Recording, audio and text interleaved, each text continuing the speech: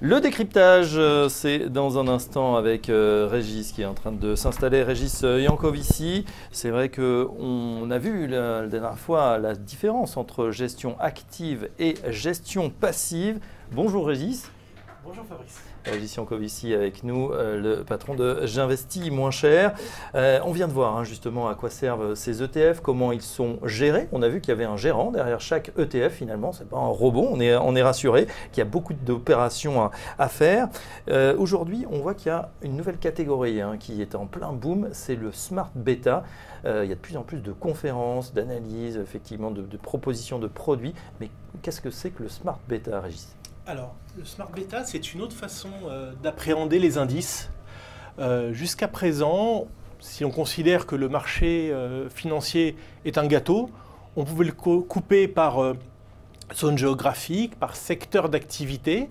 Là, on va le couper de manière à accéder à ce qu'on appelle un facteur de risque. Les facteurs de risque, c'est un petit peu le moteur de performance de chaque fonds qui a été mis en évidence par un monsieur qui a le prix Nobel pour ça, qui s'appelle Eugène Fama et dont on va parler un peu plus tard dans l'émission.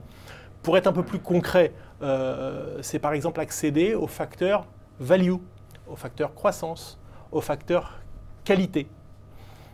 Et j'ai la conviction que ce n'est pas juste un effet de mode, parce que lorsqu'on regarde les encours au niveau mondial, Fabrice, je crois que vous le rappeliez tout à l'heure, les ETF c'est 4 000 milliards, le Smart Beta c'est quand même 600 milliards, donc c'est une part qui est non négligeable, et à peu près la moitié des investisseurs institutionnels disent qu'ils ont une part Smart Beta dans leur portefeuille. Effectivement, on voit aussi que les gérants actifs délivrent des performances qui sont de plus en plus proches des indices. Est-ce que ça veut dire, à contrario, que la gestion active devient de plus en plus passive? Alors, c'est une drôlerie de l'histoire, parce qu'effectivement, avec le Smart Beta, la gestion passive, quelque part, devient un peu plus active, mais que dans le même temps, la gestion active est devenue un peu plus passive, ou tout du moins un peu plus indicielle.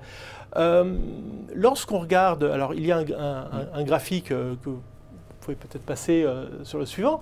Ce graphique-là est intéressant quand on va le comparer au suivant.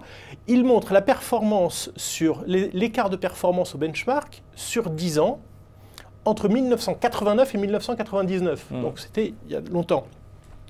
Mais ce qui est intéressant, c'est de voir que ce qu'on appelle les queues de la courbe, aux extrêmes, il y a de nombreux fonds qui surperforment ou sous-performent. À cette époque-là, les gérants avaient une plus grande liberté d'action et on avait vraiment des gérants de conviction. Si on reprend le même graphique sur les 10 ans qui ont suivi, sur le prochain slide. On va voir si c'est le prochain ou non, ça c'est des trucs, ouais, on le voit ici. Voilà, sur le prochain slide. Donc là, on est toujours sur une période de 10 ans, mais cette fois entre 2003 et 2013. On voit que les queues de la courbe se sont totalement aplaties et que les gérants se sont tout à fait rapprochés de l'indice. Donc, en résumé, on a, avec le Smart Beta, la possibilité éventuelle de surperformer des indices, en tout cas de faire autre chose qu'un indice capipondéré, et des gérants dits actifs qui sont devenus un peu plus indiciels. Bon, pour ceux qui nous regardent, alors gestion active, gestion passive, que choisir si les deux finalement sont en train de se copier l'un l'autre? Alors j'ai deux réponses à cela. La première, ce qui reste, alors non, c'est pas ce slide. Ce qui reste la grande différence entre les deux sont les frais.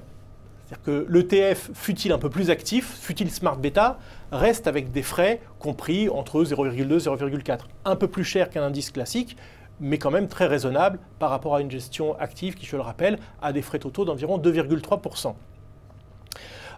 Néanmoins, ce que nous avons fait avec J'investis moins cher et ETF Finance, c'est que nous avons construit un algorithme qui permet de répliquer avec des ETF la performance de gestion active en prenant ces briques élémentaires que sont les ETF Smart Beta. Je ne sais pas s'il y a une vidéo qui était calée, je ne sais pas si vous avez pu la caler, apparemment. On la remettra après. On la remettra après, parfait. Donc du coup, pour conclure, effectivement, gestion active contre gestion passive, on voit que les deux moteurs, ça peut être les deux piliers d'un portefeuille, ce n'est pas la peine forcément de les opposer.